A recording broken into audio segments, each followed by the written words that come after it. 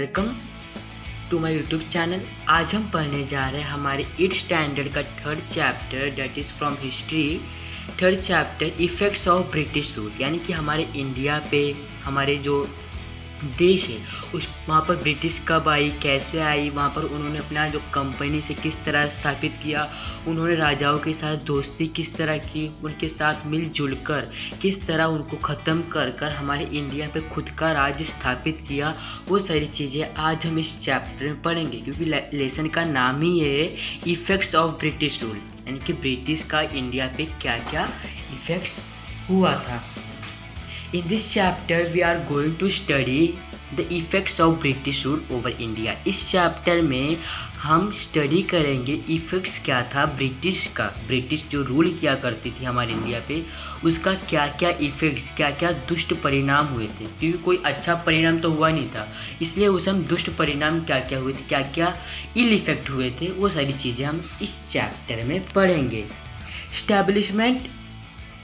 Establishment of India company, establishment of India company, यानी कि India company में क्या क्या इस्टेब्लिशमेंट हुए, क्या वो क्या वो हिंदुस्तान की इस्टेब्लिशमेंट थे, क्या यूरोप की इस्टेब्लिशमेंट, वो अभी हम इस पैराग्राफ में देखेंगे। क्योंकि अगर कोई रेड लाइन में स्टेटमेंट लिखा होता है तो उसके बारे में उस पैराग्राफ में अच्छी तरह से डिटेल में पता चलता है।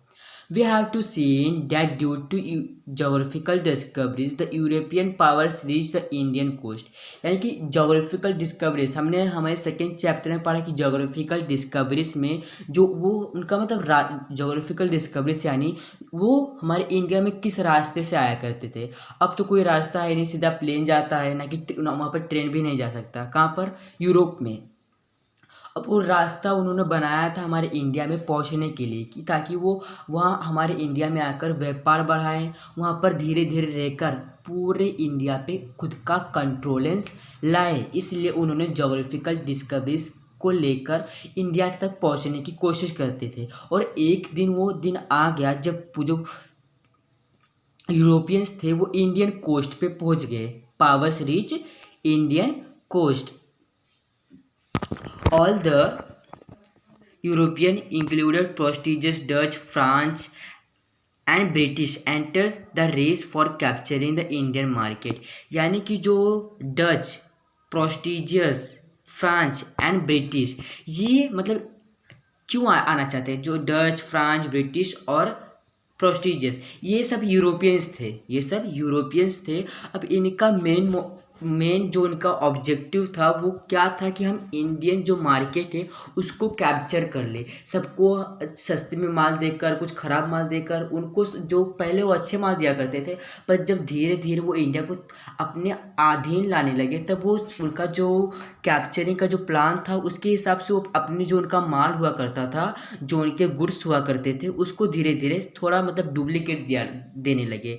और उसके जरिए उन्होंने हमारे इंडियन मार्केट को कैप्चर किया, क्योंकि जो यूरोपियंस थे, जो ब्रिटिश, पोर्टुगीज, ये लोग उस समय बहुत ही उनके मतलब बहुत ही चतुर थे। ये उतना जो चतुराई था वो इंडिया में उतना नहीं चला करता था। राजा महाराजा उनके बहकावे में आकर जो उनका राज्य था, जो उनमें रहने की अनुमति देते थे।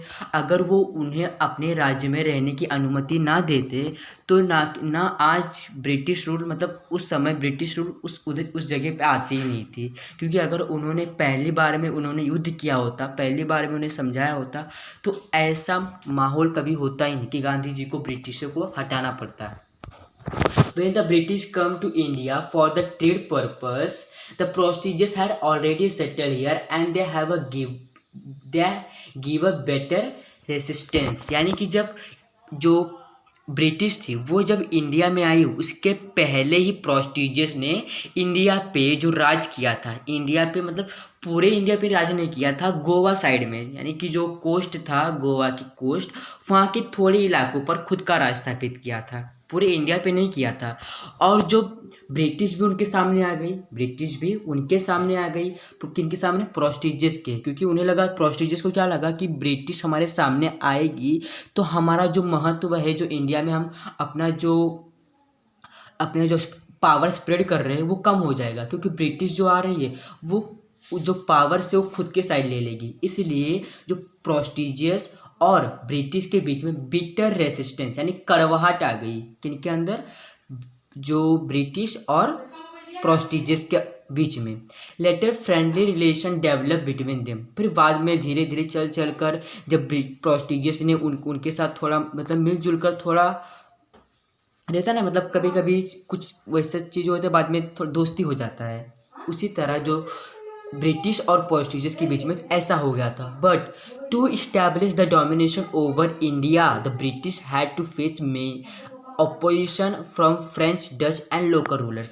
पर ब्रिटिश ने पोर्चुगीज को समझा दिया था, पर ब्रिटिश को तो मतलब ब्रिटिश लोगों ने पोर्चुगीज को समझा दिया था, पर उन्हें अभी भी फ्रांस और डच और थोड़े जो लोकल रूलर्स यानी जो राजा महाराजा जो स्टेट को संभाला करते थे या फिर किसी डिस्ट्रिक्ट को संभाला करते थे, उनसे थोड़ा प्रॉब्लम था। मतलब डच और फ्रेंच उनके साथ मिलना नहीं चाहते थे, डच और फ्रेंच उनके साथ मिलना नहीं चाहते थे, और रूलर्स भी उनके साथ मिलना नहीं चाहते। इसलिए वो धीरे धीरे करके सबको समझा बुझा कर थोड़ा मतलब फुसला कर थोड़ा लालच देकर उनको भी धीरे धीरे करके अपने अंदर ले आए।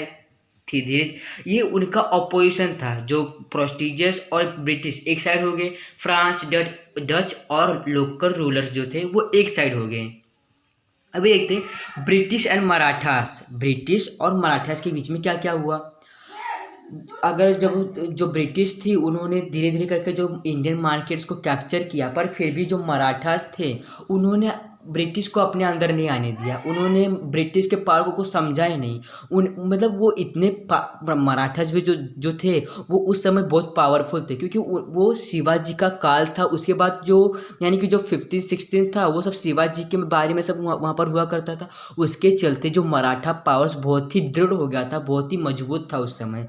इसलिए ब्रिटिश को मराठास के साथ लड़ने के लिए बहुत ही कठिनाइयों का सामना करना पड़ा। Mumbai was the main centre of British in western India. जो मुंबई है वो वेस्टर्न साइड में, जो मतलब मुंबई थोड़ा सेंट्रल में आता है, पर वेस्टर्न में जो बहुत सारे स्टेट थे उसको जो ब्रिटिश ने धीरे धीरे करके कैप्चर करना शुरू किया था। पर बीच में आ गया महाराष्ट्र, ये मराठास पावर, जो महाराष्ट्र आता है, मध्य प्रदेश आता है, यहाँ पर अक्सर मतलब ज़्यादातर मराठी लोग रहते हैं, इसलिए वहाँ पर इनको थोड़ा उनका जो डोमिनेंस फैलाना था वो वहाँ पर इनको थोड़ा प्रॉब्लम हो गया कि इनको ब्रिटिशर्स को they were trying to acquire the nearby territories but the Marathas had strong hold over it. उनको क्या लगा ब्रिटिश को कि हम इनके नियर बाय जो टेरिटरीज है, जो नियर बाय जो लैंड है, जो उनका जो पहाड़ी है, धीरे धीरे करके उन पे जा जाकर हम मराठास तक पहुंच जाएंगे।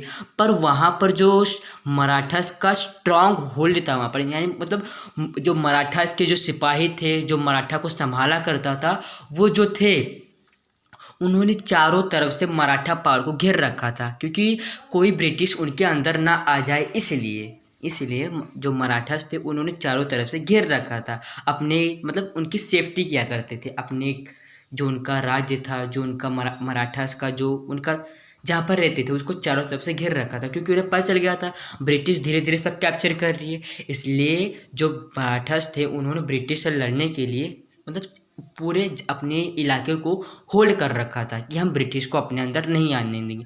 पर फिर भी after the death of Peshwa Madhavrao, जब मतलब उसको होल्ड कर मतलब उसको पूरा संभालने की जिम्मेदारी पेशवा माधवराव के ऊपर था। पेशवा माधवराव ने उससे पूरा संभाल कर रखा था, ताकि और जब उनका मतलब सेनापति ही मर जाए, समझ लो पेशवा माधवराव एक सेना के सेनापति है, तो अगर सेनापति ही की मृत्यु हो जाए तो मराठा मतलब उनकी सेना क्या कर सकती है, मतलब उतना दृढ़ नहीं रह सकती, क्योंकि जो सेनापति होता है वो सबको मोटिवेट करता रहता है। पर उस समय पेशवा माधवराव जो थे वो उनकी मृत्यु हो गई।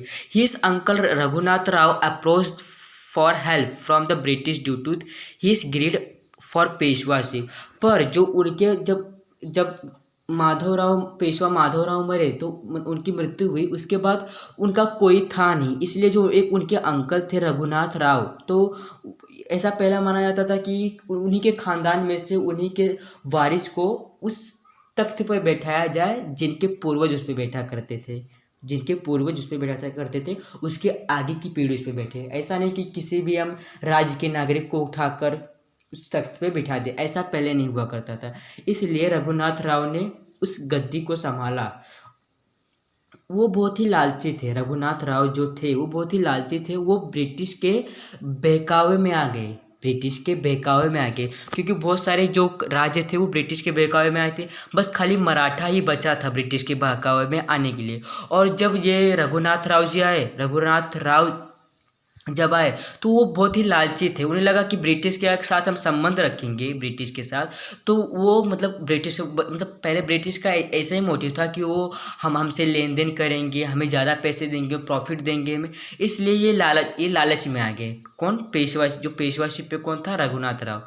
This let the entrance of British Maratha पर। और इसी के चलते जब वो उनके साथ संबंध बनाने लगे, किनके साथ?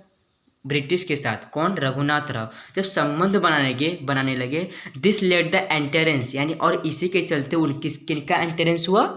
रघु जो ब्रिटिश का, कहाँ पर? मराठा पॉलिटिक्स में। During 1774 to 1818 there war were fought between the Marathas and British। जो 1774 से लेकर 1818 तक लगभग 40-50 साल तक किनके बीच में युद्ध चला? मराठास के बीच में और ब्रिटिशर्स के बीच में। कि मराठास कहते थे कि हम अपना जो साम्राज्य वो आपको क्यों दें, ब्रिटिशर्स को क्यों दें। During the first war the Marathas untidily face the British and hence proved superior. यानी कि जो फर्स्ट वॉर हुआ था मराठास के ब्रिटिश के ऊपर भारी पड़ी थी, और उन्हें कैसे हारा जाता है वो भी बताया। किनको? ब्रिटिशर्स को। क्योंकि जो ब्रिटिशर्स थे वो धीरे धीरे मतलब सबसे जीतते ही आए थे, बस वो मराठे के सामने हार गए। In 1782 with the treaty of Salbai the first Anglo Maratha war came to end. पर जो सालाबाई थी, जो मतलब सालाबाई वो जो पेशवाशिप में थे, उनकी एक मतलब जब रघुनाथ राव गिरडी हो गए तो उनकी भी धीरे धीरे होकर मृत्यु हो गई। धीरे कुछ उनके साथ भी हुआ कि उनकी मृत्यु हो गई। फिर उनके बाद सालाबाई जो आई थी उन्होंने ब्रिटिशर्स के साथ लड़ना सोचा, और उसी के चलते जो सालाबाई थी वो मतलब वो भी मतलब धीरे धीरे ब्रिटिशर्स बहुत ही मतलब किसी को फंसाने के लिए बहुत ही अच्छी तरीके से बात करते हैं ब्रिटिशर्स। और उसी के चलते जो सालाबाई थी उन्हें लगा कि हम अगर ब्रिटिशर्स से अच्छे से बात करेंगे, ब्रिटिशर्स हमसे अच्छे से बात करेंगे तो हमारे बीच में कुछ अच्छा हो सकता है। और उसी के चलते जो उनके बीच में मीटिंग हुआ, सालाबाई के बीच में और ब्रिटिशर्स के बीच में, और उसी के चलते जो मराठा का फर्स्ट वॉर था वो उस समय ख़त्म हो गया। अब देखते हैं सब्सिडायरी अलायंस। ये क्या होता है? जो सहायक सेना, जो अलायंस यानी सेना, और सब्सिडायरी यानी सहायक। मतलब जो ब्रिटिशर्स थे वो जो इंडिया में राज्य थे उनसे सेना मांगा करते थे। In 1798 Lord Wellesley arrive in India as a governor general. 1798 में लगभग जब 18वीं सदी आने ही वाली थी तब जो लॉर्ड वेलेस्ली जो थे वो इंडिया के गवर्नर बने। इंडिया के मतलब जो देखभाल का काम था, जो सेना को मतलब और भी बढ़ाना या फिर सेना को तैयार करना, ये सब काम ये जनरल लोगों का ही हुआ करता था। His objective was to establish the British domination all over India. उनका मतलब ऑब्जेक्टिव क्या था? मैंने आपको जैसे पहले बताया कि उनका ऑब्जेक्टिव यही था कि वो ब्रिटिशर्स को मतलब ब्रिटिश सेना को पूरे इंडिया में डोमिनेट कर दे, यानी पूरे इंडिया के ऊपर राज करे वो। ये इनका मेन मोटिव था, मेन ऑब्जेक्टिव था। For this he sign the subsidiary alliance with many Indian rulers. और इसी के चलते जो ब्रिटिशर्स के जनरल कौन थे? वेलेस्ली। जो वेलेस्ले वो मतलब जो अलग अलग रूलर्स थे जिनको वो हराकर उनके साथ अगर कोई भी उस समय राजा मतलब कोई राजा बहुत मतलब उनके अंदर डर हुआ करता था कि अगर हम ब्रिटिशर्स के सामने झुके नहीं तो हमें मार डालेंगे। इसलिए जो राजा लोग जो थे वो सरेंडर हो जाते थे क्योंकि उन्हें लगता था कि अगर हम सरेंडर होंगे तो कम से कम मृत्यु तो नहीं मिलेगी, इसलिए वो सरेंडर हो जाया करते थे। और उसी के चलते जो आप समझने की कोशिश कीजिए, जो उसी के चलते जो अगर सरेंडर हो गए तो जाहिर सी बात है, अगर राजा सरेंडर हो रहा है तो उसकी सेना भी किसके हाथ हाथ में चली जाएगी? ब्रिटिशर्स के हाथ में चली जाएगी। क्योंकि अगर राजा सरेंडर हो रहा है तो उनकी सेना को भी सरेंडर होना पड़ेगा। और उसी के चलते बहुत सारे रूलर्स जो थे उन्होंने साइन किया किस पे? सब्सिडायरी अलायंस, यानी हम ब्रिटिशर्स के सहायक बनेंगे, ब्रिटिशर्स जो हैं अपनी सेना उन्हें देंगे। ऐसा कौन कहा करते थे? जो राजा महाराजा, और अपनी सेना उन्हें देकर उनकी मदद किया करते थे। उसी को कहते हैं सहायक सेना। जब कोई ब्रिटिशर्स हरा कर उन्हें मतलब मार पीट कर या फिर हरा कर वो तो रूलर्स डर जाते हैं और उनके साइड हो जाते हैं और उनकी सेना भी उस साइड हो जाती है। उसी को सब्सिडायरी अलायंस, यानी कि जब उनके साइड हो जाते हैं तो ब्रिटिशर का जो पावर होता है, जो सेना होती है, वो बहुत ही बड़ी हो जाती है, जिसके चलते वो और भी इंडियन रूलर्स को अपने अंदर ला सकते हैं। According to this alliance the Indian rulers were assured the British military help. और इसी के चलते जो अलायंस, जो ब्रिटिशर्स का जो अलायंस था, जो सेना था, उसकी वजह से बहुत सारे मिलिट्री हेल्प भी मिल गए। जो अगर ब्रिटिशर्स में जो सेना नहीं थी, जो कला नहीं थी, वो शायद इंडियन आर्मी से मिल गई है। There were some terms laid on them, यानी कि वो इसी के चलते जब राजा महाराजा लोग उन्हें अगर सेना दिया करते थे तो वो डर डर कर फिर भी कुछ शर्तें रखते थे कि ये शर्तें अगर आप मानोगे तभी हम आपको सेना देने के लिए तैयार होंगे। The Indian rulers have to maintain British army in their court and have to pay cash और part of their territory to the company for its maintenance. यानी कि जो ब्रिटिशर्स का ये मानना था कि अगर जो ब्रिटिशर्स थे वो उनका ये मानना था कि जो हमारे यूरोपियन, जो हमारे जो ब्रिटिश सेना है, उनमें से बहुत सारे जो सेना होती है, मतलब जो सेना, बहुत सारे सेनापति जो है, जो वीर हैं, उन्हें आपको अपने कोर्ट में रखना होगा। यानी कि अगर जो आप सभा बुला रहे हैं उसमें उन्हें रखना होगा ताकि पता चले कि आप लोग करते किस तरह हैं। और इसी के चलते जो ब्रिटिशर्स थे उन्हें ये भी पता चल गया कि ये अपने राज्य किस तरह संभालते हैं, किस तरह लोगों को मोटिव करते हैं, भी किस तरह उन्हें डरा धमका कर काम कराते हैं। ये सारी चीज़ें किन्हें पता चल गया? ब्रिटिशर्स को पता चल गया। The ruler would not have any alliance with any other power or declare war against any power without the intervention of British. यानी कि जो रूलर्स थे, अब उनके पास अलायंस यानी कि कुछ सेना तो बचे नहीं, तो अगर कोई देश उन पर हमला करने आ रहा है तो वो उन्हें जवाब भी नहीं दे सकते, क्योंकि जो उनकी सेना होती है वो किसके पास चली गई थी? ब्रिटिशर्स के पास चली गई थी। और वो जो ब्रिटिशर्स थे वो उसमें कुछ इंटरफेयर नहीं कर सकते। ब्रिटिशर्स उसमें कुछ इंटरवेंशन नहीं, किसी भी चीज़ में इंटरफेयर करना। The rulers would accept a British resident in his state. अब जो रूलर्स थे, अब वो मतलब उन्हें लगने लगा कि हम अब ब्रिटिश के कब्जे में आ गए, ब्रिटिश ने हम पर राज कर लिया। अब उन्हें ऐसा फील होने लगा। Some Indian rulers accepted the system and lost their freedom. अब जो बहुत सारे रूलर्स थे जो बाद में पछताए भी। क्यों पछताए? क्योंकि उन्हें लगा कि हम ब्रिटिश के अधीन आ गए, ब्रिटिश ने हम पे कब्जा कर लिया। ऐसा क्योंकि वो अगर कोई सेना उनसे लड़ने आ रही है और वो कुछ कर भी नहीं पा रहे क्योंकि ब्रिटिशर्स के दायरे में है वो, इसलिए उन्हें लगा कि हम कुछ भी नहीं कर सकते, ब्रिटिशर्स ने हम पे कब्जा कर लिया। और उसी के चलते उन्हें बाद में फील हुआ, उन्हें ऐसा फील हो कि हम अपनी सब कुछ हम लॉस्ट कर चुके हैं, system and lost their freedom. वो अपनी आज़ादी भी खो बैठे थे। उन्हें जो करना होता वो ब्रिटिशर्स के बिना नहीं कर सकते थे, क्योंकि उन्हें ब्रिटिशर्स से हुक्म लेना पड़ता था, क्योंकि वो उनके अधीन थे, उन्हें तो हुक्म तो लेना ही होगा। In 1802 Bajirao second sign the subsidiary alliance treaty with the British. यानी कि और फिर बाद में जो बाजीराव थे वो भी कुछ धीरे धीरे मतलब उन्हें मतलब उतना ज्ञात नहीं था कि ब्रिटिशर्स इंडिया में आ चुके हैं। पर फिर बाद में जो सब्सिडायरी, जो सहायक सेना थी, ब्रिटिशर्स ने अब बाजीराव से भी लेना चाहा। अब बाजीराव के पास भी बहुत सारी सेना थी, तो उन्होंने सोचा कि हम क्यों ना बाजीराव की सेना को भी अपने ब्रिटिश के अंदर ले लें। किनको लगा? ब्रिटिशर्स को। This alliance is well known as the treaty of Vasai. और जो बाजीराव थे वो वसाई के रहने वाले थे। अब जो अलायंस, जो सेना थी, वो कहाँ की आने वाली थी? वसाई की सेना ब्रिटिशर्स के अंदर आने वाली थी, क्योंकि ब्रिटिशर्स को लगा ही था कि हम इतने सारे राज्य को अपने अधीन ले आए, तो ये बाजीराव किस खेत की मूली है। ऐसा क्यों नहीं लगता था? ब्रिटिशर्स को ऐसा लगता था, और उन्होंने ऐसा किया भी। But this treaty was not acceptable to some Maratha sardar. अब बाजीराव को मतलब जो बाजीराव सेकेंड थे तो उन्हें पता चला कि उन्हें लगा कि अब ब्रिटिशर्स हमारे पास आइए तो ऐसे कुछ ना कुछ वजह होगी, वो हमें कुछ फ़ायदा ही देगी, कुछ हमें अच्छाई के लिए कुछ करेगी। ऐसा कहने लगा बाजीराव को लगा। पर जो मराठास के जो लोग थे, जो मतलब बाजीराव मतलब जो जाहिर सी बात है मराठा का किंगडम होगा, तो बाजीराव जो थे उनको ये एक्सेप्टेबल था, पर मराठा सरदार को एक्सेप्टेबल नहीं था कि हम ब्रिटिशर्स से दोस्ती करें, क्योंकि कुछ मराठा सरदार को पता था कि ब्रिटिशर्स ने अलग अलग रूलर्स के साथ क्या क्या किया है। This led to the second Anglo Maratha war, और इसी के चलते जो मराठा वॉर का इस दूसरा लड़ाई हुआ। After the victory of the British there were increase interference of British into the Maratha state.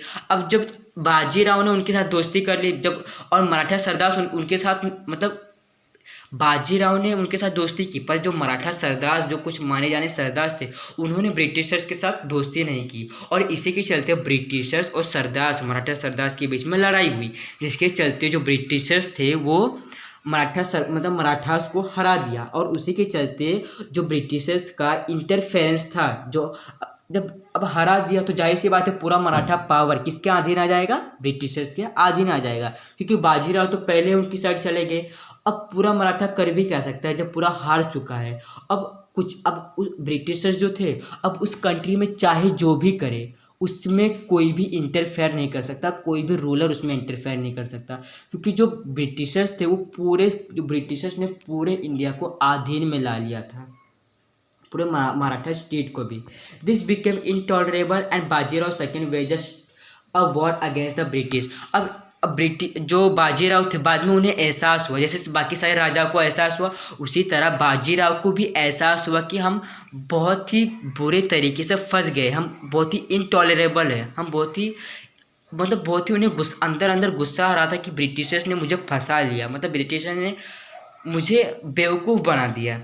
और बाद में जब बाजीराव सेकंड को ऐसा लगा, उन्हें ऐसा फील हुआ, फिर ही was defeated in the against, और फिर बाजीराव सेकंड को भी लगा, मतलब जो बाजीराव सेकंड थे उन्हें भी लगा कि हम ब्रिटिशर्स के साथ एक बार और वॉर करेंगे, हमारे मराठा सरदार ने वॉर किया तो हम भी वॉर करेंगे, ऐसा बाजीराव को लगा, क्योंकि वो एक नेशन के मतलब एक राजा थे, तो उन्हें ऐसा फील होना बहुत ही ज़रूरी है कि वो अपनी प्रजा के बारे में कुछ सोचे।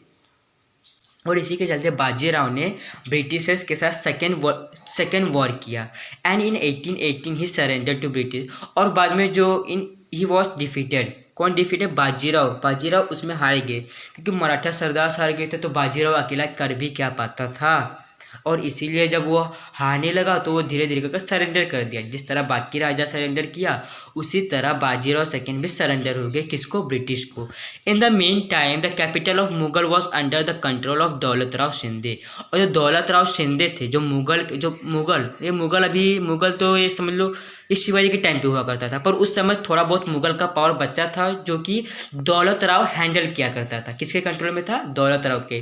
Bye defeating the troop of Shinde general Lake capture the Mughal empire and gain victory over Hindustan. और इसी के चलते जो ब्रिटिशर्स थे, जो उनका जनरल कौन था, बाद में जनरल उनमें बना कौन, यहाँ पे लिखा है ट्रूप शिंदे जनरल लेक जो वो थे, उन्होंने दौलत राव शिंदे को हराया और पूरे हिंदुस्तान पे विक्ट्री पाई। जैसा रहता ना फ्री फायर में विक्ट्री पाते सब लोग, उसी तरह जो ब्रिटिशर्स ने पूरे ऑल ओवर इंडिया में विक्ट्री पाई, पूरे इंडिया को जीत लिया उन्होंने। कौन, ब्रिटिशर्स ने।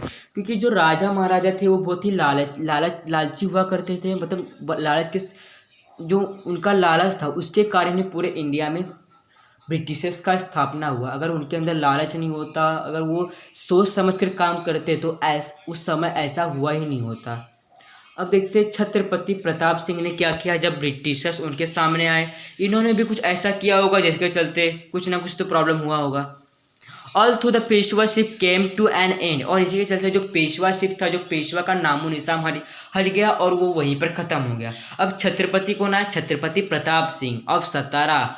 वो स्टिल रूलिंग। जो छत्रपति सतारा के थे वो अभी भी रूल किया करते थे। तो ब्रिटिशर्स को लगा कि इतने सारे हट गए तो अभी प्रताप सिंह क्या करेंगे, प्रताप सिंह जो है अभी इन्हें भी हटाना होगा क्योंकि ये आगे चलकर हमारे लिए खतरा ना बन जाए। ऐसा किन्हें लगा, ब्रिटिशर्स को लगा। Britishers signed the treaty with the Chhatrapati Pratap Singh and appoint the Grant Duff as an officer to assist him in the state affairs. अब जो छत्रपति जो प्रताप सिंह थे ये भी किसके झांसे में आ गए, ब्रिटिश के। और जो ब्रिटिश का मतलब एक ब्रिटिश जो थे उनका एक सरदार था ब्रिटिशर्स में, जो एक इंसान था उसका नाम था ग्रैंड डफ। अब जो वो ऑफिसर था वो किसको मदद करता था, प्रताप सिंह को। अब ब्रिटिशर्स का पता आपको क्या प्लान था कि ब्रिटिशर्स का प्लान ये था कि हम अपने एक ऑफिसर को वहाँ पे भेजेंगे, उसकी किसकी मदद के लिए, प्रताप सिंह को अपने राज्य संभालने के लिए मदद में हम किसको भेजेंगे, ये अपने ग्रैंड डफ, एक मतलब एक किसका ऑफिसर था, ब्रिटिश का। और जो ब्रिटिश ऑफिसर था वो प्रताप सिंह के पास गया कि मतलब कि हमें ब्रिटिश सेना ने भेजा है, हमें आपकी मदद करने के लिए भेजा है। तो प्रताप सिंह उसके झांसे में आ गए। But later Chhatrapati was dethrone and अलेक्सा to Kashi, his death died there in 1847। और इसी के चलते जो ग्रैंड डफ था, जो एक ब्रिटिशर्स का सिपाही था, वो धीरे धीरे कर जो छत्रपति को वहाँ से मतलब अंदर खोखला करते जा रहा था, अंदर ही अंदर पूरा ख़त्म कर दिया था। और उसी के चलते एक ऐसा दिन आया जिस समय छत्रपति जो प्रताप सिंह थे उन्हें एक ही रात में उठवा दिया और उन्हें कहाँ शिफ्ट कर दिया गया, काशी में शिफ्ट कर दिया गया। और उसी के चलते जब ग्रैंड जो डफ था वो ब्रिटिशर्स का सिपाही था और उसने पूरे राज्य को अपने अधीन ले आया, मतलब अपने अंदर ले आया, अपने कंट्रोल में ले आया। और उसी के चलते छत्रपति शिवाजी महाराज जो काशी में थे उनका धीरे धीरे कर उस मतलब इतने बड़े सदमे को सहन ना करते हुए उनकी भी मृत्यु हो गई। कब हुई, 1847 में छत्रपति प्रताप सिंह की मृत्यु। रांगो बापूजी Gupte, a loyal officer of Chhatrapati, fought the legal battle and went up to England, but his efforts were unsuccessful। जो रांगो बापूजी गुप्ते थे वो किसके ऑफिसर्स थे, छत्रपति प्रताप सिंह के ऑफिसर्स थे, मतलब एक वफादार लॉयल ऑफिसर थे। और वो उनका मानना था कि एक अंदर ही अंदर ये ब्रिटिशर्स ने हमें इतना मजबूर कर दिया तो उन्हें लगा कि हम ब्रिटिशर्स के साथ युद्ध करेंगे। और जो ब्रिटिशर्स के साथ युद्ध करने के लिए वो कहाँ पे गए, यूरोप में गए, क्योंकि यूरोपियन का जो ब्रिटिशर्स का पार्लियामेंट यूरोप में था। और वहाँ पर उन्होंने केस दर्ज किया, वहाँ पर उन्होंने उस जो उनका पार्लियामेंट था वहाँ पर उन्होंने केस भी लड़ा, बहुत सारे एफर्ट्स उनको सहना पड़ा। Later Lord Dalhousie rejected the alteration policy. और उसी के चलते जो लॉर्ड डालहाउसी थे जो पार्लियामेंट को संभाला करते थे यूरोप में, उन्होंने किसको रिजेक्ट कर दिया, रांगो बापूजी को जो उन्होंने अपना प्रस्ताव रखा था उसको रिजेक्ट कर दिया। अब उन्होंने क्या कहा कि हम इस मामले में कुछ भी नहीं कर सकते, आप अपने इंडिया में जाकर पूछताछ कीजिए। क्योंकि अगर हमारे अब यूरोप ने कहा कि अगर यूरोप में कुछ हुआ होता तो हम आपकी मदद कर देते, पर इंडिया में कुछ हुआ तो हम आपकी मदद नहीं कर पाएंगे। क्योंकि ब्रिटिशर्स का सब ऐसा प्लान था, सब मिलजुल कर ऐसा प्लान बनाते थे उस समय। एक्शन द स्टेट ऑफ सतारा। और उसी के चलते जो स्टेट ऑफ सतारा था वहाँ पर कौन आ गया, पूरा ब्रिटिश का भी रूल आ गया। क्योंकि उस रघुनाथ राव जी भी नहीं रहे, उनकी मृत्यु हो गई। और जो छत्रपति प्रताप सिंह थे उनकी भी मृत्यु हो गई। डू यू नो, अभी यहाँ कुछ छत्रपति प्रताप सिंह के बारे में कुछ यहाँ पर कुछ अच्छी बातें लिखी हुई हैं जो हम पढ़ेंगे अभी। Chhatrapati Pratap Singh made a provision of water to the city by building a water tank on the back side of Yavateshwar temple and Mahadara in Satara. यानी कि जो सतारा में जो एक युवतेश्वर टेम्पल था उसके पीछे उन्होंने एक टैंक बनवाया ताकि जो उनके राज्य है वहाँ पर वाटर की कभी कमी ना हो, कभी वहाँ पर वाटर की समस्या ना हो। क्योंकि पहले सब वाटर की समस्या बहुत हुआ करती थी, इसीलिए उन्होंने सोचा कि हम एक टैंक बनवाएंगे, उसमें जो पानी भरा रहेगा, अगर बाई चांस पानी ना मिले तो हम उसमें से यूज़ कर सकते हैं। तो सतारा में बनवाया था, जो उनका युवतेश्वर टेम्पल के पीछे उनका एक टैंक बनवाया था। Roads were built in city. अब उन्होंने अपने सिटी में बहुत सारे रोड्स भी बनवाए थे ताकि अगर नागरिक अगर आ जा रहे हैं और उनको कुछ तकलीफ़ हो रही है तो वो तकलीफ़ उनको ना हो। There were planted both side of the roads. जो ट्रीज था वो दोनों साइड में प्लांट, अभी हम देखते हैं ना सरकार ने बहुत फैसिलिटीज लागू की है कि रास्ता बीच में बनेगा और दोनों ओर ट्रीज लगेंगे। उसी तरह उस समय भी रास्ता बीच में बनता था और दोनों ओर पेड़ लगाए जाते थे, क्योंकि अगर कोई राहगीर उस रास्ते से जा रहा है, अगर उसको थकान महसूस हो रही है तो छाँव और एक खुली सांस भी ले सकता है अगर वो थका हारा हो। ऐसा उन्होंने सोच के ऐसा सब फैसिलिटीज़ अपने राज्य में किया था। किन्होंने? छत्रपति प्रताप सिंह ने। Schools were build for boys and girls for teaching Sanskrit, Marathi and English. उस समय संस्कृत, मराठी और इंग्लिश पे ज़्यादा फोकस दिया जाता था, क्योंकि जो इंग्लिश भी उस समय आ गया था इंडिया में, क्योंकि ब्रिटिशर्स उस समय आए थे। उन्होंने मतलब जो ब्रिटिशर्स जो थे वो इंग्लिश के माध्यम से पढ़ाया करते थे। मतलब ब्रिटिशर्स से जो कुछ लोग थे इंडिया में, वो ब्रिटिशर्स की भाषा समझ गए थे और इन्हें इसलिए जो इंग्लिश भी उनको टीचिंग किया जाता था, मराठी भी टीच किया जाता था और संस्कृत भी। किसको? बॉयज़ और गर्ल्स बोथ को, ना कि खाली बॉयज़ को, गर्ल्स को भी टीच किया जाता था। Printing press was set up and many useful books were publish.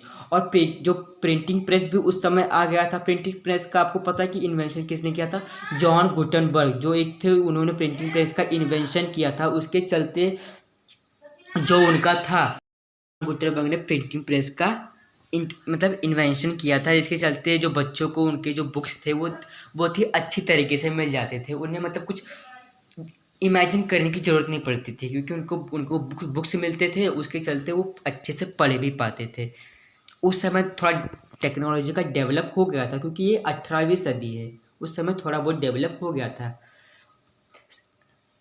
सभा नीति a book on polity was printed. और जो एक सभा नीति बुक थी जो इंडियन पॉलिटिक्स के ऊपर प्रिंट किया गया था उस समय। He build road from Satara to Mahabaleshwar to Pratapgad. और उन्होंने एक रोड भी बनाया था सतारा से महाबलेश्वर जाने के लिए, प्रतापगढ़ जाने के लिए, ताकि अगर कोई नागरिक को अगर अपने आसपास पड़ोसी गांव में जाना हो तो उन्हें कुछ तकलीफ ना झेलना पड़े। अगर बैलगाड़ी से जा रहे, उनके चक्के ना टेढ़े हो या फिर उनके चक्के ना इधर उधर निकल जाए, वो एकदम शांति से बहुत ही अच्छी तरीके से जा पाए। The same road further extend from Mahad. और वही जो रोड था प्रतापगढ़ का, महाबलेश्वर का, वही थोड़ा लंबा होकर बाद में महात तक भी गया था। Chhatrapati Pratap Singh use to write personal daily diary. जिस तरह का कोई इंसान होता है ना कि अपनी रोज की पर्सनल डायरी लिखता है कि उनके साथ आज क्या हुआ, उनको कौन कौन से दुख मिले, कौन कौन से खुशी मिले। ऐसा बहुत लोगों का ऐसा होता है कि वो रोज़ की जो उनकी हैबिट्स होती है वो लिखते हैं, क्या क्या उन्होंने दिन में किया। उसी तरह छत्रपति प्रताप सिंह भी अपनी एक डायरी रखा करते थे, एक पर्सनल डायरी, जिसमें वो अपनी सारी भावना, अगर उनको कुछ दुख होता था, कुछ अगर उनको अच्छा फीलिंग अच्छा आता था, तो वो सारी चीज़ें उन पर लिख दिया करते थे। क्योंकि अगर लिखा हुआ मतलब अगर लिखते अगर कुछ कहीं पर, तो हमें वो चीज़ें जल्दी भूल जाते हैं अगर हम। Effects of British rule on India. अब ब्रिटिश रूल का इफेक्ट अब क्या हुआ इंडिया में और कौन कौन से सिस्टम आए। अब पहला सिस्टम आया dual government system. Dual government यानी, अब ये समझते हैं यहाँ पर, रॉबर्ट क्लिफ, जो एक रॉबर्ट क्लिफ थे, उन्होंने डुअल गवर्नमेंट को इंट्रोड्यूस किया था बंगाल में। इंट्रोड्यूस सिस्टम इन बंगाल किन्होंने? रॉबर्ट क्लिव ने। A company undertook work of revenue collection, whereas a Nawab of Bengal had to maintain law and order. This was known as dual government system. अब जो एक company है, जो उसका revenue जो collection है वो एक इंसान संभालेगा, कंपनी वाला संभालेगा, और एक नवाब होता है जो कि जो सामान को बेचता है, लेता है, उनके पूरे जो उनका टैक्सेस जो रहता है वो लेता है, देता है, जो कंपनी को ला के देता है, वो नवाब किया करता था। और जो कंपनी का जो कितना हमको प्रॉफिट हुआ, कितना हमको लॉस हुआ, कितना हमको बाहर से पैसा आ रहा है, कितना हमारा पैसा जा रहा है, ये सारी चीज़ें कंपनी देखा करती थी। और नवाब क्या करते थे? लॉ एंड ऑर्डर मेंटेन, जो पीसफुल था, जो उनका टैक्सेस था, वो सारी चीज़ें लेने के काम करते थे।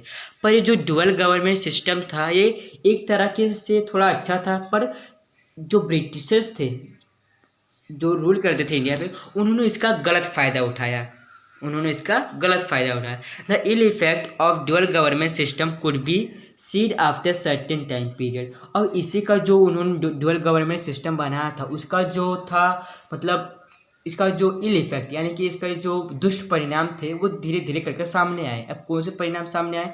Money in the form of taxes went into the pocket of company officer. जो कंपनी के ऑफिसर्स थे, जो नवाब थे, जो ये मतलब जो कंपनी के ऑफिसर्स थे, अब नवाब तो अपना काम कर ही रहा था लॉ एंड ऑर्डर को बनाने के लिए। अब जो कंपनी के जो ऑफिसर्स थे, जो टैक्स लिया दिया करते थे, वो मतलब उनको ये सारे जो पैसे थे वो यूरोप में देने थे या फिर अपने मालिक को, या फिर जो ब्रिटिश का कैप्टन था उसको देने थे, जो जनरल को देना था या फिर उससे भी बड़ा कोई है तो उसे देना चाहिए। पर वो क्या करते थे कि वो जो टैक्सेस लिया करते थे वो ऑफिसर्स खुद के पॉकेट में डाले, मतलब खुद का जेब भरते थे, ना कि वो सोचते थे कि कुछ डेवलपमेंट भी हो हमारे देश का या फिर कई और जगहों का। The monopoly of trade in India was given to the East India company and hence many trading companies in England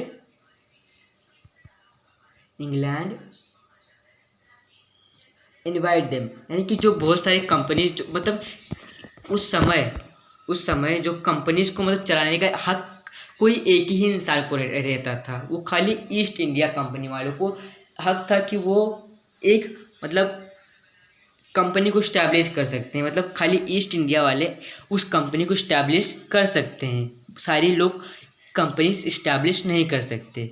उसी के चलते जब इंडिया में इतना सारा होने लगा, सब करप्ट होने लगा, सब सारे ऑफिसर्स करप्ट होने लगे, तो इंग्लैंड को लगा मतलब इंग्लैंड, अब जो ब्रिटिशर्स ही ऐसा करते थे तो जो इंग्लैंड था वो मतलब वहाँ पे जो लोग थे, जो उनका वर्किंग सिस्टम चला करता था कंपनी।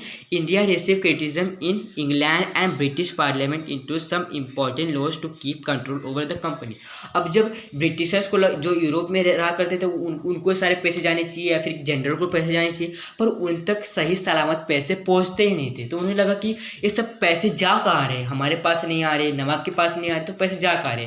तब उन्हें लगा कि ये जो कंपनीज के ऑफिसर्स थे ये पैसों का करप्शन कर रहे, पैसों को खुद की जेब में रख रहे।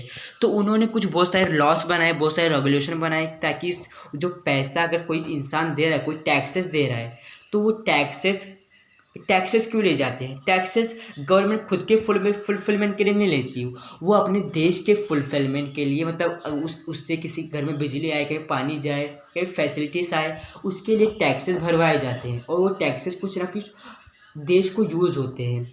तो उन्हें लगा, जो ब्रिटिश थे उन्हें लगा कि अगर हमको ये सारे टैक्सेस यूज़ नहीं होंगे तो हम अपने यूरोपियन कंट्रीज़ को डेवलप कैसे करेंगे। तो उन्होंने बहुत सारे रूल्स रेगुलेशन लाया ताकि वो कंपनीज़ के ऊपर कंट्रोल रख सके, कि उन्हें पता चले कि कितना प्रॉफिट, कितना लॉस हो रहा है, कितना कंपनी को प्रॉफिट हो रहा है, ऐसी सारी चीज़ें। ऐसा मतलब उन्हें लगा कि अगर ऐसा सब चलेगा तो हमको प्रॉफिट लॉस सब दिखेगा, और उसके चलते जो ऑफिसर्स है वो दूसरे अपने जेब भी नहीं भर पाएंगे। Now come to parliamentary loss.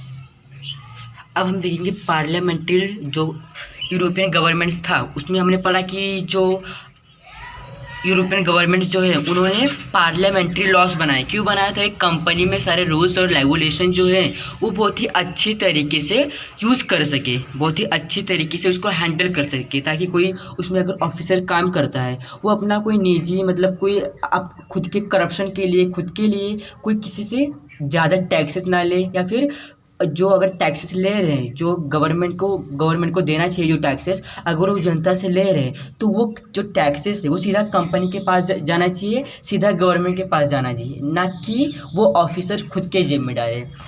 और उसी के चलते जो पार्लियामेंट्री लॉज, यानी जो उसी के अगर इतने सारे करप्शन हो रहे थे ऑफिसर्स के बीच में, इसीलिए जो यूरोपियन जो गवर्नमेंट थी उन्होंने पार्लियामेंट्री लॉज बनाए। और पार्लियामेंट्री जो लॉज है वो भी हमने ब्रिटिशर्स से ही अडॉप्ट किया है। आज भी हम पार्लियामेंट्री लॉज को फॉलो करते हैं। क्यों फॉलो करते हैं? क्योंकि ब्रिटिशर्स का जो पार्लियामेंट्री लॉज था वो इंडियन कॉन्स्टिट्यूशन को पसंद आया। बाबा साहब अम्बेडकर, राजेंद्र प्रसाद, इन सभी लोगों को पार्लियामेंट्री लॉज पसंद आया, इसलिए उन्होंने पार्लियामेंट्री लॉज लिया, ना कि प्रेसिडेंटल लॉज। क्योंकि अमेरिका में प्रेसिडेंटल लॉज चलता है और इंडिया में पार्लियामेंट्री लॉज चलता है, क्योंकि पहले से ही जो हमारे जो ब्रिटिशर्स थे जो हम पे राज किया करते थे वो भी यही लॉज फॉलो करते आ रहे थे।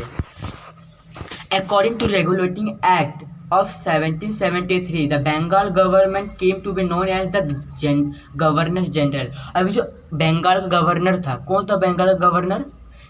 अब बंगाल का गवर्नर जो कोई भी था अभी, वो बहुत ही अच्छी तरीके से बंगाल में अपना रूल और रेगुलेशन चला रहा था। मतलब वो बहुत ही एकदम रहता है ना कंडक्सिव एटमोसफियर, सब उसमें मतलब बहुत ही अच्छी तरीके से उसमें सब सारे जो कंपनीज के जो प्रॉफिट लॉस कितने हो रहे हैं, कितने आ रहे हैं, कितने जा रहे हैं, कितना हम टैक्सेस ले रहे हैं, कितना हम अपनी सिटी में जो डेवलपमेंट प्रोवाइड कर रहे हैं, ये सारी चीज़ें बंगाल का गवर्नमेंट बहुत ही अच्छी तरीके से संभाल रहा था। इसीलिए यूरोपियन कंट्रीज़ ने सोचा कि ये इतनी अच्छी तरीके से बंगाल को संभाल रहा है, तो जाहिर सी बात है इंडिया को भी संभाल सकता है।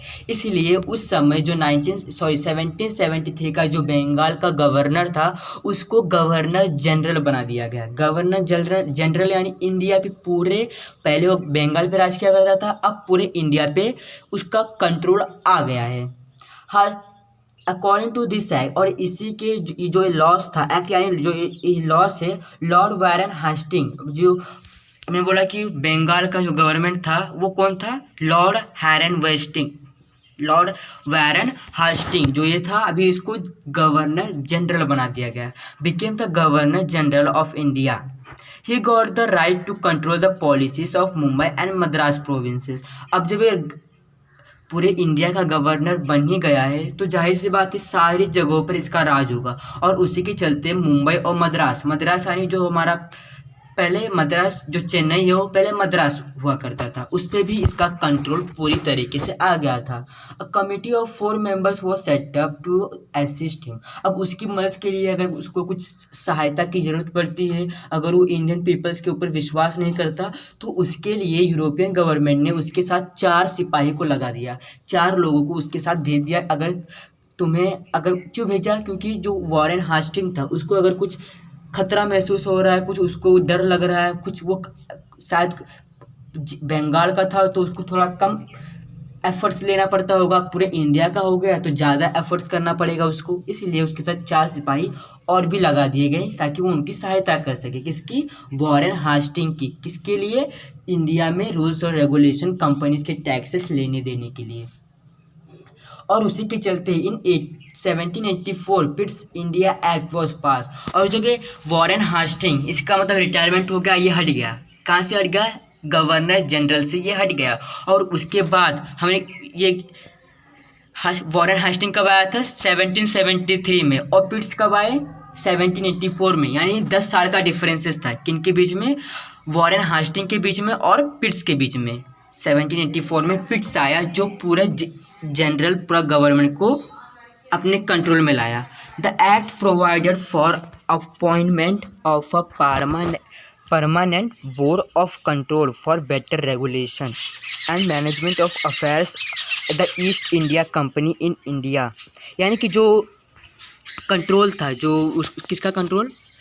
जो उसका ब्रिटिश का, मतलब ब्रिटिश के जो एक सिपाही तो कौन था वो, मतलब गवर्नर जनरल बना पिट्स, और उसके कंट्रोल में पूरा, मतलब वो पूरा कंट्रोल में आ गया। रूल्स रेगुलेशन मैनेजमेंट जो अफेयर्स हुआ करते थे, किसके चलते? जो ईस्ट इंडिया कंपनी था उसमें बहुत सारे अफेयर्स हुआ करते थे, मतलब करप्शन हुआ करते थे, उसको भी इसने बहुत ही अच्छी तरीके से संभाला।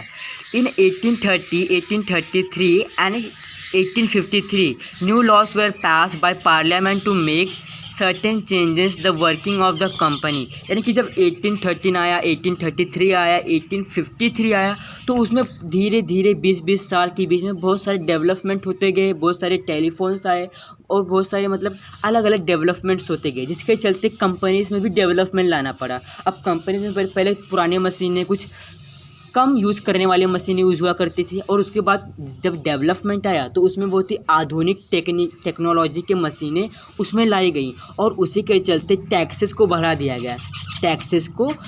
दिया गया और जो वर्किंग का जो चेंजेस था जो पार्लियामेंट ने दिया था उसको भी धीरे धीरे करके बढ़ाते गए। अब उन्होंने सोचा कि जब हम लोगों को इतनी अच्छी सुविधाएं दे रहे हैं, हमने इतनी टेक्नोलॉजी का डेवलपमेंट किया है, तो हम जो इंसान, जो उस राज्य के जो निवासी थे, उनसे हम टैक्सेस ज़्यादा लेंगे क्योंकि हम उन्हें ज़्यादा अच्छी तरीके से गुड्स को प्रोवाइड कर रहे हैं। पर उनका जो गुड्स था वो बहुत ही अच्छा नहीं था, वो मतलब उतना भी अच्छा नहीं था जितना कि वो टैक्सेस लिया करते थे। और in this way there evolve an indirect control of the British government on the administration of India East India company. और इसी के चलते जो ब्रिटिशर्स का था उन्होंने इनडायरेक्ट कंट्रोल बना लिया किसके ऊपर, पूरे इंडिया के ऊपर, क्योंकि धीरे धीरे करके बंगाल में, राजस्थान में ऐसा ऐसा करके उन्होंने पूरे इंडिया पर कब्जा कर लिया।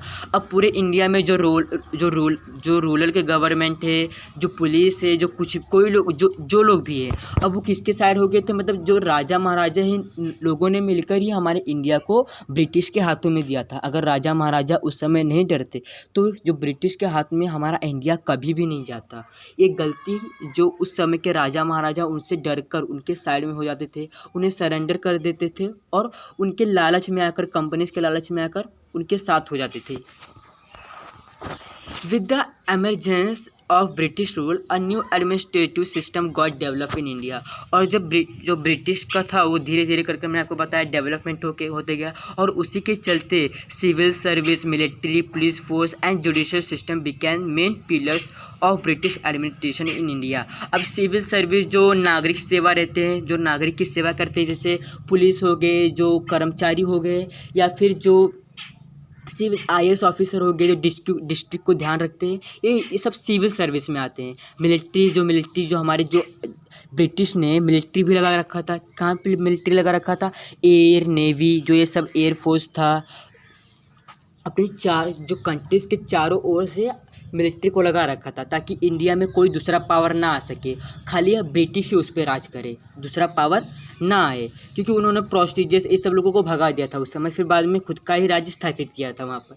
पुलिस फोर्स एंड जो पुलिस फोर्स का भी प्रोटेक्शन क्यों लगाया, पुलिस फोर्स का प्रोटेक्शन इंडिया के अंदर लगाया, गली मोहल्ले में, ताकि कोई झगड़ा लड़ाई हो रहा है, हम अन्याय कर रहे हैं लोगों के ऊपर, तो कोई इसका जवाब देने के लिए ना रहे। अगर कोई जवाब दे, कोई उनसे जुबान लड़ाता है, उनका हुक्म नहीं मानता ब्रिटिशर्स का, तो पुलिस लोग उनको, जो ये पुलिस इंडियन पुलिस नहीं थे, ये पुलिस ब्रिटिशर्स के पुलिस थे, जो खाली ब्रिटिशर्स का हुक्म मानते थे और जो कॉमन पीपल्स थे उनको तंग किया करते थे, टैक्सेस को लेकर, ज़मीन को लेकर, उनके सैलरी को लेकर, इसके ऊपर। और जुडिशियल सिस्टम भी बनाया गया उस समय, जो अगर कोई न्याय मांगने आ रहा है उसमें, तो मतलब इनका जुडिशियल सिस्टम था वो बहुत ही अलग था। अब इनका जुडिशियल सिस्टम इस तरह था कि यूरोपियन अगर वही काम करेगा और इंडियन अगर वही सेम मतलब जो बुरा काम इंडियन करेगा और वही बुरा काम अगर यूरोपियन करेगा, तो उसके हिसाब से इंडियन को ज़्यादा सज़ा दिया जाएगा और यूरोपियंस को कम सज़ा दिया जाएगा। इन्होंने ऐसा रूल बनाया था। ऐसा नहीं करना चाहिए, क्योंकि जो अगर लॉस है तो सबके ऊपर इक्वली डिस्ट्रीब्यूटेड होते हैं। ऐसा नहीं कि यूरोपियंस को कम सज़ा मिले और इंडियंस को ज़्यादा सज़ा मिले। जुडिशियल सिस्टम इनका इस तरह था। वो इंडियन जुडिशियल सिस्टम नहीं था कि जो अच्छे लोगों को न्याय मिले, बुरे लोगों को सज़ा मिले, ऐसा इनका नहीं था। इनका मानना था कि ब्रिटिशर्स कुछ भी करे उनको कम सज़ा दी जाएगी, और इंडियन पीपल्स थोड़ा सा भी जुल्म करे तो उन्हें ज़्यादा सज़ा दी जाएगी। अब देखते सिविल सर्विस क्या था।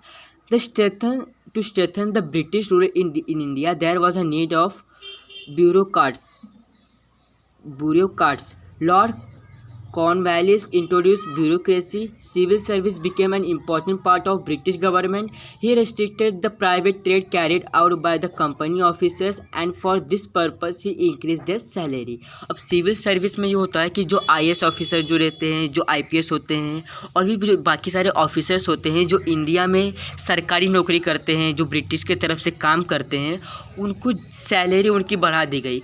उनकी सैलरी क्यों बढ़ा दी गई? क्योंकि वो जो ये IPS IAS जो सरकारी नौकरी कर्मचारी थे, जो नागरिक लोग थे, जो ब्रिटिशर्स के साइड में थे, उनके तरफ से काम किया करते थे, उनका सैलरी बढ़ा दिया गया। क्यों बढ़ा दिया गया? ताकि वो जो ऐसे जो लोग थे, जो IPS IAS, ये अपना इंटरनल कुछ मतलब लेन देन क्या करते थे। जो अगर कंपनी में से कुछ गुड बच गया, कुछ अगर सामान बच गया, वो अगर गवर्नमेंट को नहीं पता कि इतना सामान बचा है, तो वो किसी को देकर उनसे पैसे ले लिया करते थे, और इसी के चलते कंपनी को बहुत ही लॉस हुआ करता था।